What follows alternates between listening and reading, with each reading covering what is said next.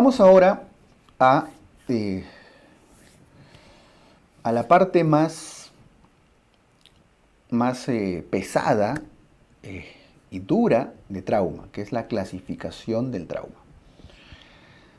Cuando hablamos de la clasificación del trauma en las diferentes vísceras, deben saber que esta clasificación no es muy preguntada. De hecho, la clasificación, el trauma abdominal y la clasificación en sí debe ser un tema amarillo-rojo, ¿no? O sea, poco preguntado, salvo hígado, que lo preguntan con cierta regularidad.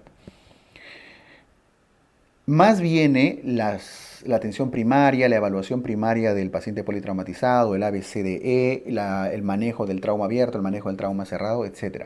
Pero esta parte de trauma abdominal de la clasificación es muy raro.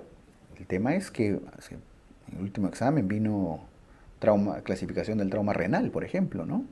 Hace 2-3 años vino clasificación del trauma hepático. Entonces, sí les puede asegurar preguntas poco comunes, pero sí puede venir. Y aquí sí van a tener que memorizar la clasificación de varios de los órganos, no necesariamente de todos, de los principales. Pero vamos a buscar formas prácticas de aprendernos esto.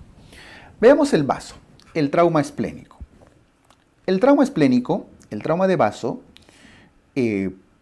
tiene un grado 1, ¿no? Un grado 2, de la segunda imagen, un grado 3, las dos son grado 3, las dos imágenes del centro, abajo grado 4 y grado 5. ¿Qué significa tener un grado 1? Miren que el vaso, al igual que el hígado y muchos de los órganos, pueden sufrir laceraciones o pueden sufrir hematomas. Quiero que diferencien bien esas dos lesiones. Laceración se refiere a ese corte, a la herida. Hematoma se refiere a la colección de sangre. En realidad las laceraciones son heridas por contusión, no son heridas, eso lo diferencia de las heridas cortantes. Una cosa es una herida cortante con cuchillo y otra cosa es que se hace esa herida porque se golpeó. Eso es una laceración. Usualmente tiene bordes irregulares.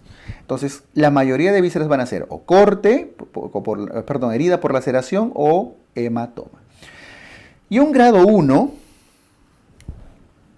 ¿cómo se caracteriza? El grado 1 de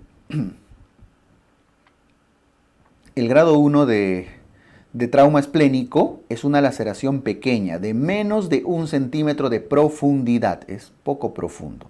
Miren de frente a la laceración del grado 2, que dice laceración de 1 a 3 centímetros. Ya es una herida un poco más profunda. Y el grado 3, laceración de más de 3 centímetros. ¿Vean? Cuenta. Entonces, 1, 3. Con eso ya, si se acuerdan esos dos números, ya saben que las laceraciones tienen esa profundidad. Menos de 1, entre 1 y 3 y más de 3. Los hematomas también. Vean en el grado 1, dice hematoma subcapsular de menos del 10% de todo el área de la superficie. Menos del 10%. Es poco extenso. El hematoma grado 2 viene a ser un hematoma entre el 10 al 50% de la superficie del vaso. Ya es más grande, ¿no?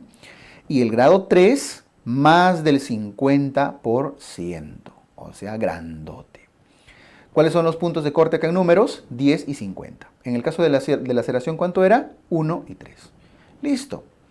Con eso recordando solo esos números, van a poder armar ustedes su clasificación. El grado 3, también puede ser, miren que en grado 3 puede ser una ruptura subcapsular o hematoma parenquimal. Ya no es un hematoma de la superficie. Hasta el grado 2-3 eran hematomas superficiales, subcapsulares. Acá es un hematoma parenquimal. El hematoma está dentro del vaso, no está en la superficie. Por eso ya no se calculan mucho los porcentajes acá. El grado 4 ya no es una herida, un hematomita, es que ya se perdió parte del vaso, se devasculariza. Los grados mayores suelen ser devascularizaciones.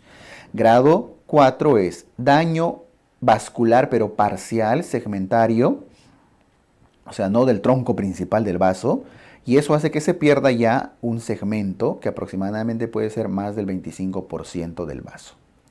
¿ok?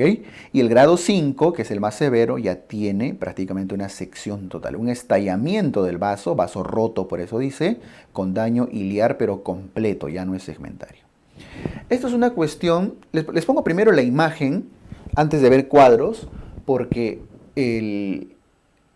memorizar esta parte de la clasificación necesita que ustedes hagan un cierto grado de memoria fotográfica y asociándolo con los números 1, 3 y 10 y 50. Y el resto, repetirlo hasta que se quede memorizado, ¿ya? Y recordarlo cada cierto tiempo. Y vamos a trabajar bastante en eso. Bien, el trauma hepático. Ojo, perdón, antes de pasar al trauma hepático, el trauma esplénico, el tratamiento no depende tanto de los grados. Si bien es cierto, un grado 4 y un grado 5 que ya tienen sección vascular, van a tener que ser quirúrgicos de todas maneras, sí van a tener que ser quirúrgicos. No es por el grado, por el número de 4 o el número 5, sino por el criterio general que hay un daño vascular. Y cuando hay daño vascular, sí va a ser importante la exploración quirúrgica. En cambio, los 3 primeros grados, 1, 2, 3, el criterio de cirugía va a depender de la estabilidad o inestabilidad hemodinámica y de si el sangrado es activo o no.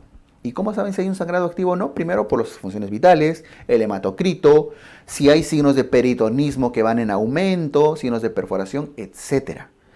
Los criterios de cirugía dependen del estado general del paciente. Si tienen un grado 2, que esa laceración está con sangrado activo, tienen que operarlo. Pero si tienen un grado 2, que su laceración se ha hecho una herida, pero aparentemente tuvo un pequeño sangrado, no está activo, el paciente está hemodinámicamente estable, ¿lo expondrían a una cirugía? Probablemente no. Un reposo absoluto y se va evaluando. Entonces, ojo, por eso no ponemos acá necesariamente el tratamiento porque va con criterios generales, ¿ya? Finalmente, si se trata de un vaso ya estallado, con lesión irreparable, ya vamos a tener que considerar incluso la esplenectomía total.